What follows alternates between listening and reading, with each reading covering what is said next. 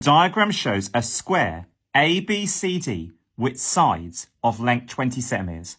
As this is a square, therefore the length and the width are the same. Hence, if AB is 20, the length of BC is also 20 centimeters. Also, as it's a square, we know it has 4 right angles. So therefore, I could draw a 90-degree angle here. It also shows a semicircle, and we're told AB is the diameter of the semicircle. Well, we know diameter goes from one edge of the circumference through the center to the side circumference. So the diameter of AB is 20. Therefore, the radius will be half of it, and half of 20 would be 10. We were also told it shows an arc of a circle, and we're told AC is the arc of the circle with center B. So as AC is the arc of the circle and the center is B, we can see it has an angle of 90 degrees. Therefore, this is a quarter of a circle. If you want to visualize it, I know the area of a full circle is pi r squared. Here our radius, as the center is B, the radius goes from the center to circumference. So our radius in this case is 20.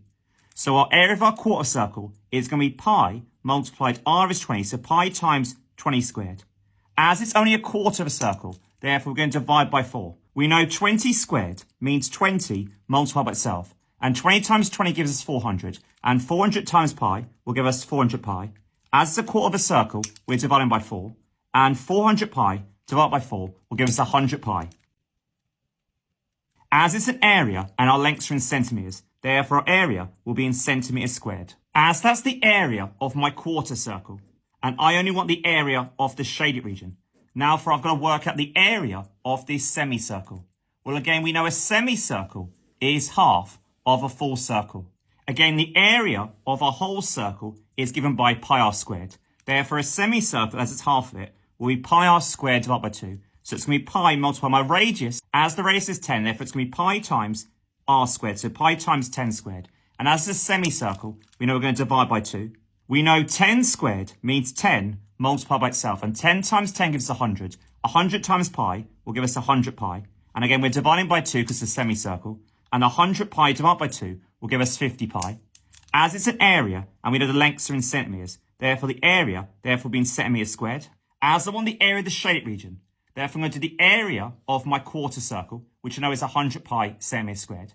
I'm now going to subtract the area of the semicircle, which was 50 pi centimeters squared. So 100 pi subtract 50 pi. That gives us the area of the shaded region will come out to be 50 pi. It's an area, so that being centimeters squared. Now to find the area of the square, we know it's the length multiplied by the width. But as it's a square, we know length and width are the same. In this case, it's going to be 20 squared, or 20 times 20. And 20 times 20 will give us 400. Again, as it's an area and lengths are in centimeters, therefore the area will be in centimeters squared. Hence, the area of the shaded region is our 50 pi. That's going to go on the top of our fraction. We're now dividing by the area of the square. And we know the square in this case is 400. Simplifying our fraction, we can see both top and bottom are divisible by 50. So we're going to divide top and bottom by 50. On the top, 50 over 50 will cancel. That just leaves 1. And 1 lot of pi is just simply pi. And on the bottom, 400 divided by 50 will give us 8.